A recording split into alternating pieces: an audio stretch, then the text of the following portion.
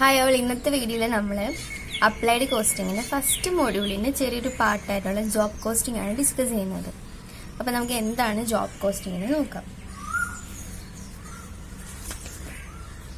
Job costing is that form of specific order costing under which each job is treated as a cost unit and costs are accumulated and ascertained for each job. അപ്പോൾ നമ്മളിവിടെ ഓരോ ജോബിനെ ആയിരിക്കും നമ്മൾ ഒരു cost unit ആയിട്ട് എടുക്കുന്നത്. For example, ഈ ഫർണിച്ചറൊക്കെ ഉണ്ടാക്കുന്ന ഇൻഡസ്ട്രീസ് ആണെങ്കിലും നമ്മളിപ്പം ഓരോ ആൾക്കാർക്കും അവരുടെ ഓർഡറിനനുസരിച്ചിട്ടായിരിക്കും നിർമ്മിച്ചു കൊടുക്കുന്നത്. അല്ലെങ്കിൽ ഓരോ ഫർണിച്ചറും ഒരു ജോബായിട്ട് ട്രീറ്റ് ചെയ്തിട്ടായിരിക്കും അവരതിൻ്റെ വില നിശ്ചയിക്കുന്നതും അതിൻ്റെ കോസ്റ്റ്സൊക്കെ അവർ കാൽക്കുലേറ്റ് ചെയ്ത് വെക്കുന്നത്. അതുപോലെ തന്നെ ഇപ്പം നിങ്ങളുടെ വണ്ടി കേടായപ്പോൾ നിങ്ങൾ റിപ്പയർ ചെയ്യാനായിട്ട് വർക്ക്ഷോപ്പിൽ കൊണ്ട് കൊടുക്കുകയാണ്.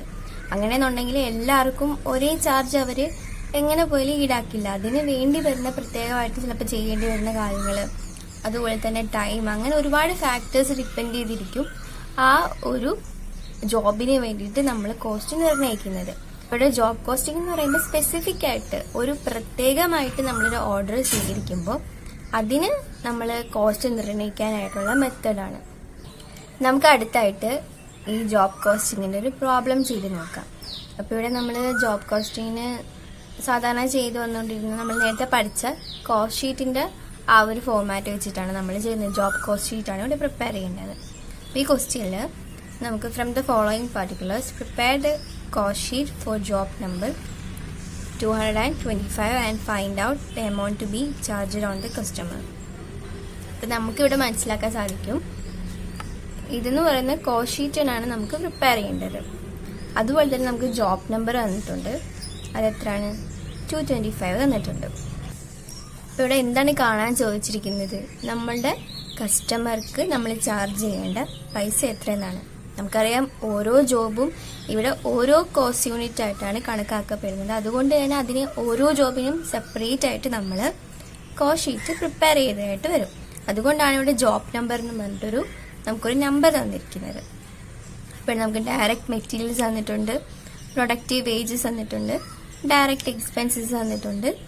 അപ്പോൾ എന്ത് ചെയ്താൽ മതി, നമ്മൾ കോസ്റ്റ് ഷീറ്റ് പ്രിപ്പയർ ചെയ്താൽ മാത്രം മതി. അപ്പോൾ നമുക്കിത് ചെയ്ത് നോക്കാം. ആദ്യം നമ്മൾ ഡയറക്റ്റ് മെറ്റീരിയൽസ് എഴുതണം. ഡയറക്റ്റ് മെറ്റീരിയൽസ് നമുക്ക് എത്ര തന്നിരിക്കുന്നത് 8500. സോ അതിന് മുമ്പായിട്ട് നമുക്ക് കോസ്റ്റ് ഷീറ്റ് എഴുതാം. Cost sheet for job number എത്രയായിരുന്നു 225. അത് നമുക്ക് മേളിൽ എഴുതി വെക്കാം.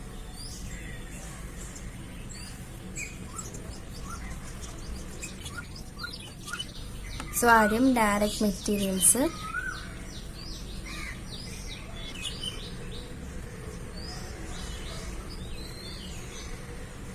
എത്രയായിരുന്നു 8500. നെക്സ്റ്റ് നമുക്ക് പ്രൊഡക്റ്റീവ് വേജസ് എഴുതാം, ഡയറക്റ്റ് എക്സ്പെൻസസ് എഴുതാം.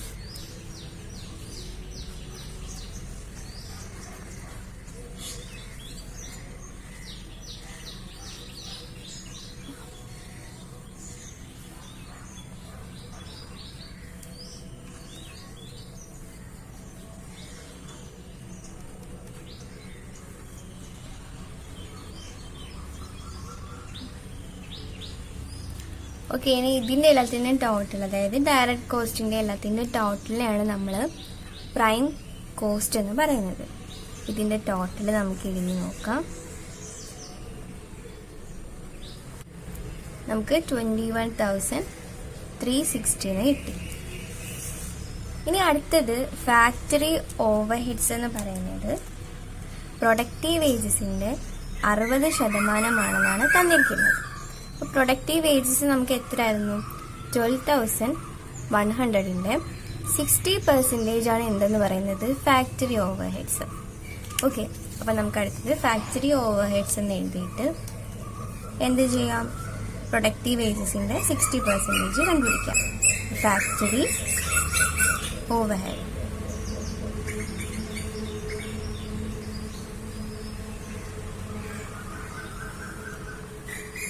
60% of 12,100. അത് എത്രയാണ് കിട്ടുന്നത്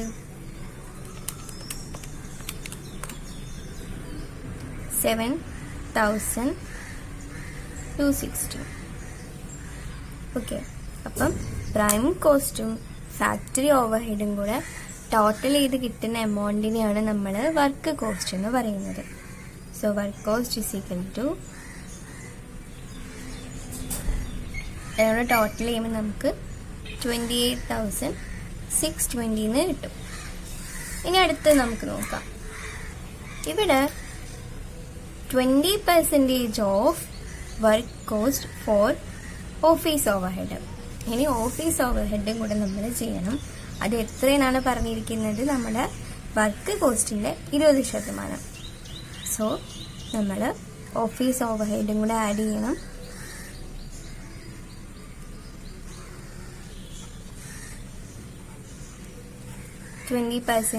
ഓഫ് എത്രയാണ് വർക്ക് കോസ്റ്റ്? 28,660. അപ്പൊ 28,000 ഓഫ് 28,620 നമുക്ക് എത്ര കിട്ടും? 5,724. ഓക്കെ, അപ്പൊ ഈ വർക്ക് കോസ്റ്റും ഓവർഹെഡും കൂടെ നമുക്ക് ടോട്ടൽ ചെയ്യുമ്പോൾ എന്ത് കിട്ടും? കോസ്റ്റ് ഓഫ് പ്രൊഡക്ഷൻ എന്ന് കിട്ടും. സോ ഇതാണ് നമുക്ക് പ്രൊഡക്ഷൻ, ആ ഒരു നമുക്ക് കിട്ടിയ ജോബിന്റെ പ്രൊഡക്ഷൻ ടോട്ടൽ കോസ്റ്റ് എന്ന് പറയുന്നത് എന്താണ്? ഇത് രണ്ടും കൂടെ ആഡ് ചെയ്ത് കിട്ടുന്ന വാല്യൂ ആണ്.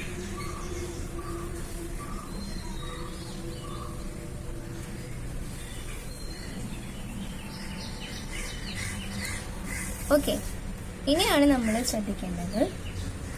ഇവിടെ പ്രോഫിറ്റ് എന്ന് പറയുന്നത് 25% ഓഫ് ഓൺ കോസ്റ്റ് എന്നാണ് തന്നിരിക്കുന്നത്. 25% ഓൺ കോസ്റ്റിനാണ് തന്നിരിക്കുന്നത്. അപ്പൊ കോസ്റ്റ് എന്താണ്? കോസ്റ്റ് ഓഫ് പ്രൊഡക്ഷൻ നമുക്ക് കിട്ടിയിട്ടുണ്ട് 34,344 കിട്ടിയിട്ടുണ്ട്.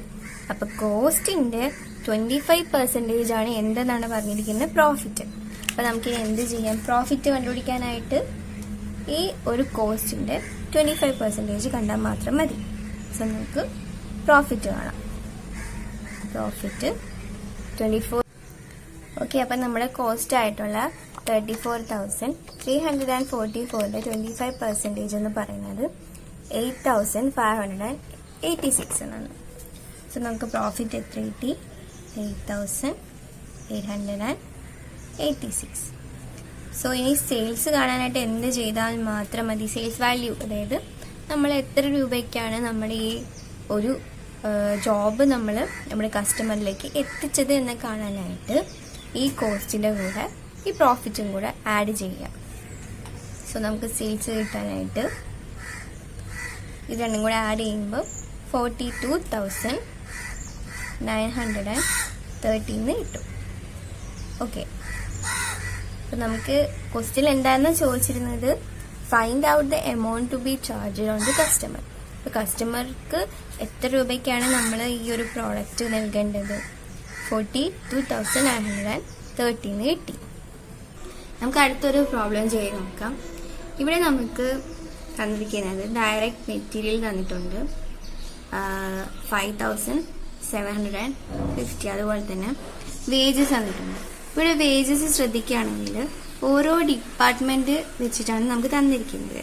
അതുപോലെ തന്നെ വേരിയബിൾ ഓവർഹെഡും അതാത് ഡിപ്പാർട്ട്മെന്റ് വെച്ചിട്ടാണ് നമുക്ക് തന്നിരിക്കുന്നത്. ഓക്കെ, അതുപോലെ തന്നെ fixed overhead is estimated as 25,000 for 20,000 normal working hours. അതായത് 20,000 വർക്കിംഗ് അവേഴ്സിന് 25,000 രൂപയാണ് ഫിക്സഡ് ഓവർഹെഡ് ആയിട്ട് വരുന്നത്. അതായത് എല്ലാ ഡിപ്പാർട്ട്മെന്റിനും കൂടിയിട്ട് ഫിക്സഡ് ഓവർഹെഡ് ആയിട്ട് നമുക്ക് ആ ഒരു ജോബ് കസ്റ്റമർക്ക് കൊടുക്കാനായിട്ട് എത്രയാണ് ഫിക്സഡ് ആയിട്ട് ഓവർഹെഡ് വരുന്നത്? 25,000. പക്ഷെ ഒരു മണിക്കൂർ നല്ല തന്നിരിക്കുന്നത്. അതെപ്പോഴും നിങ്ങൾ ശ്രദ്ധിക്കണം. 20,000 നോർമൽ വർക്കിംഗ് അവേഴ്സ് എന്നാണ് തന്നിരിക്കുന്നത്. ഇനി നമ്മുടെ അടുത്ത് പറഞ്ഞിരിക്കുന്നത് you are required to calculate the cost of the job and price to be quoted to give a profit of 25,000 on selling price. നമ്മൾ നേരത്തെ ചെയ്തത് കോസ്റ്റിലാണെങ്കിൽ ഇവിടെ സെല്ലിംഗ് പ്രൈസിലാണ് നമ്മൾ പ്രോഫിറ്റിന് കാൽക്കുലേറ്റ് ചെയ്യാനായിട്ട് പോകുന്നത്. സോ ആദ്യം തന്നെ നമുക്ക് ജോബ് കോസ്റ്റ് ഷീറ്റ് വരച്ചു വെക്കാം.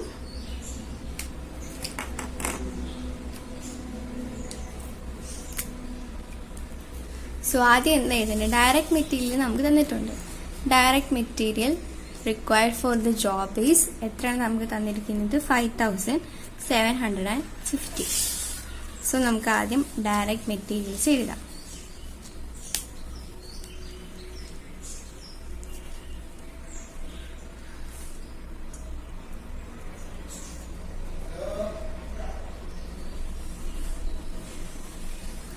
ഓക്കെ, അടുത്ത എന്താണ്? ഡയറക്റ്റ് വേജസ് ആണ് തന്നിരിക്കുന്നത്.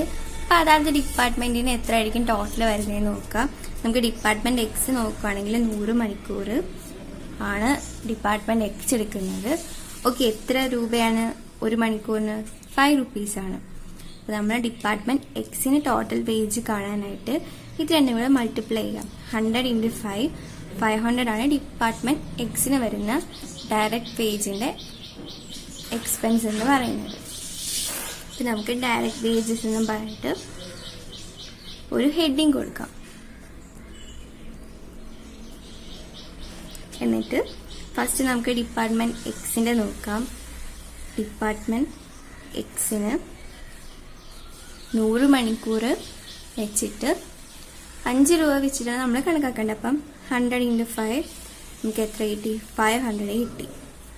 ഇനി ഡിപ്പാർട്ട്മെന്റ് വൈ നോക്കുകയാണെങ്കിൽ 50 × 3 50 hours at the rate of 3 എന്നാണ് പറഞ്ഞിരിക്കുന്നത്. അപ്പം മൾട്ടിപ്ലൈ ചെയ്യുമ്പോൾ 150 കിട്ടും. ഡിപ്പാർട്ട്മെന്റ് ഇസഡ് നോക്കുകയാണെങ്കിൽ 30 hours × 2 ആണ്, 60 ആണ്. അപ്പം നമുക്ക് ടോട്ടൽ ഡയറക്റ്റ് വേജസ് എന്ന് പറയുന്നത് 500 + 150 + 60 ആണ്. നമുക്ക് 710 rupees ആണ് ടോട്ടലായിട്ട് വരുന്ന ഡയറക്റ്റ് വേജസ് എന്ന് പറയുന്നത്. ഇനി എന്താണ് ചെയ്യേണ്ടത്? നമുക്ക് വേരിയബിൾ ഓവർ ഹെഡ്സ് തന്നിട്ടുണ്ട്. ഓക്കെ, വേരിയബിൾ ഓവർ ഹെഡ്സ് തന്നിട്ടുണ്ട്. അതുപോലെ തന്നെ ഫിക്സഡ് ഓവർ ഹെഡ് തന്നിട്ടുണ്ട്.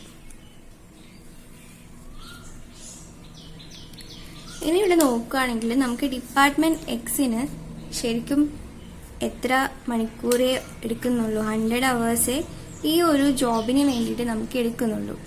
പക്ഷേ ഇവിടെ എത്ര അവേഴ്സിനാണ് നമുക്ക് റേറ്റ് തന്നിരിക്കുന്നത്? 8000 hours നമുക്ക് ഡിപ്പാർട്ട്മെന്റ് എക്സിന് റേറ്റ് തന്നിരിക്കുന്നത്. അപ്പം നമ്മൾ എന്ത് ചെയ്യണം? 100 hours ആയിട്ട് ഇതിനെ അഡ്ജസ്റ്റ് ചെയ്യണം. ഓക്കെ, നമുക്ക് അടുത്തത് വേരിയബിൾ ഓവർ ഹെഡ്സ് നോക്കാം.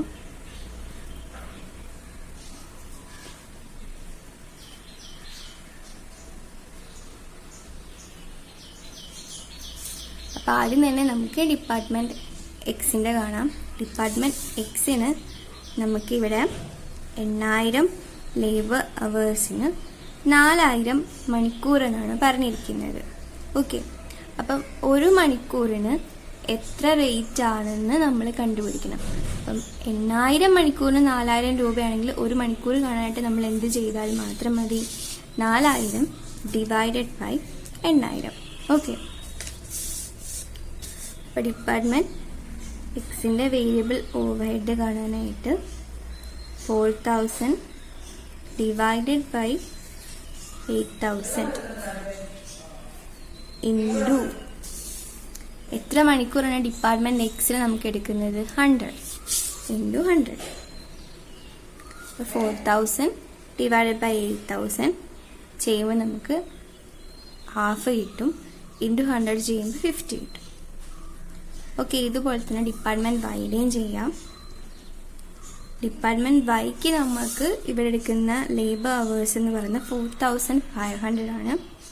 അതുപോലെ തന്നെ നമുക്ക് റേറ്റ് വരുന്നത് 3000 ആണ്. അപ്പോൾ ഒരു മണിക്കൂറിന് എത്ര വരും? 3000 ഡിവൈഡഡ് ബൈ 4500. എത്ര മണിക്കൂറാണ് നമുക്ക് ഡിപ്പാർട്ട്മെന്റ് വൈക്ക് വരുന്നത്? 50 × 50 ചെയ്യാം. നമുക്ക് 33.33 കിട്ടും. അതുപോലെ ഡിപ്പാർട്ട്മെന്റ് ഇസഡും ചെയ്യാം.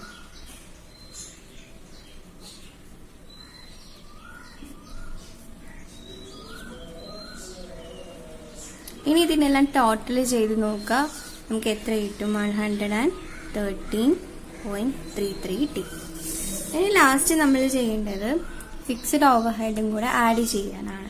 ഫിക്സഡ് ഓവർ ഹെഡ് നമ്മളോട് അഡ്ജസ്റ്റ് ചെയ്യണം, കാരണം നമുക്ക് 20,000 നോർമൽ വർക്കിംഗ് അവേഴ്സ് ആണ് തന്നിരിക്കുന്നത്. ഈ 3 ഡിപ്പാർട്ട്മെന്റിന്റെയും ടോട്ടൽ അവേഴ്സ് എന്ന് പറയുന്നത് എത്രയാണ്? 100 + 50 + 30 180. ഇപ്പോൾ 180 അവേഴ്സ് ആണ് ടോട്ടൽ നമുക്ക് എല്ലാ ഡിപ്പാർട്ട്മെന്റും കൂടെ ഒരു ജോബ് കസ്റ്റമറിലേക്ക് എത്തിക്കാനായിട്ട് എടുക്കുന്നത്. പക്ഷേ ഇവിടെ fixed overhead 20,000 normal working അവേഴ്സിലാണ് തന്നിരിക്കുന്നത്. അപ്പം അതുകൊണ്ട് തന്നെ നമുക്ക് ഫിക്സഡ് ഓവർ ഹെഡും ഇതുപോലെ അഡ്ജസ്റ്റ്മെന്റ് ചെയ്യണം. ഫിക്സഡ് ഓവർ ഹെഡ് എഴുതാം.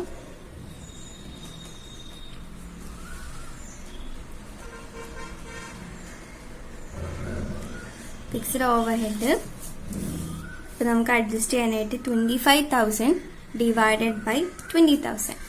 അപ്പോഴാണ് ഒരു ലേബർ ഹവറിൽ നമുക്ക് റേറ്റ് കിട്ടുന്നത്. 25,000 divided by 20,000. Total labour hour എന്ന് പറയുന്നത് 180 ആണ്. അപ്പൊ നമുക്ക് എത്ര കിട്ടി? 225 എന്ന് കിട്ടി. ഇനി നമ്മൾ ടോട്ടൽ കോസ്റ്റ് കാണാനായിട്ട് എന്ത് ചെയ്യണം? ഈ 3 എമൗണ്ടും കൂടെ ടോട്ടൽ ചെയ്ത് നോക്കാം. Okay, total cost is equal to 6,798.33 എന്നാണ് കിട്ടുന്നത്. ഇനി നമുക്ക് ക്വസ്റ്റ്യൻ നോക്കുകയാണെങ്കിൽ ഇവിടെ പ്രോഫിറ്റ് നമ്മളോട് ചാർജ് ചെയ്യാൻ പറഞ്ഞിരിക്കുന്നത് സെല്ലിംഗ് പ്രൈസിന്റെ 25% എന്നാണ്. സോ നമുക്ക് സെല്ലിംഗ് പ്രൈസ് അറിയില്ല, പക്ഷെ എന്ത് മാത്രമേ അറിയുള്ളൂ? ടോട്ടൽ കോസ്റ്റ് മാത്രമേ നമുക്ക് ഇവിടെ അറിയത്തുള്ളൂ. സോ നമ്മൾ ടോട്ടൽ കോസ്റ്റിന് എത്ര ശതമാനമാണ് പ്രോഫിറ്റ് എന്ന് കണ്ടുപിടിക്കണം. നമുക്കറിയാം സെല്ലിംഗ് പ്രൈസിന് 25% ആണ് പ്രോഫിറ്റ്. ഓക്കെ, അപ്പൊ നമ്മൾക്ക് ടോട്ടൽ കോസ്റ്റിന്റെ എത്ര ശതമാനം എടുക്കേണ്ടി വരും അതറിയാനായിട്ട് total cost into 25 divided by 75, അതായത് എത്ര പെർസെൻറ്റേജ് ആണോ നമുക്ക് വരുന്നത് ബാക്കി മിച്ചം വരുന്ന റേറ്റിനെ നമ്മൾ ഡിവൈഡ് ചെയ്യാം. അതായിരിക്കും നമുക്ക് കിട്ടുന്ന പ്രോഫിറ്റ് എന്ന് പറയുന്നത്.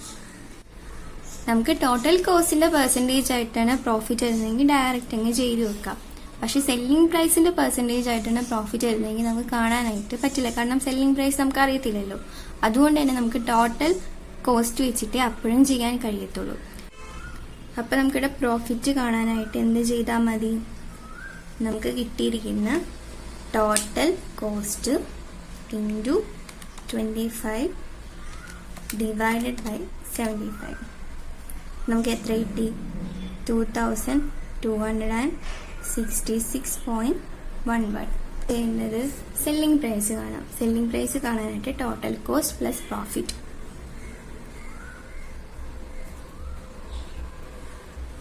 $9,064.44 എന്നാണ് നമുക്ക് സെല്ലിംഗ് പ്രൈസ് കിട്ടുന്നത്.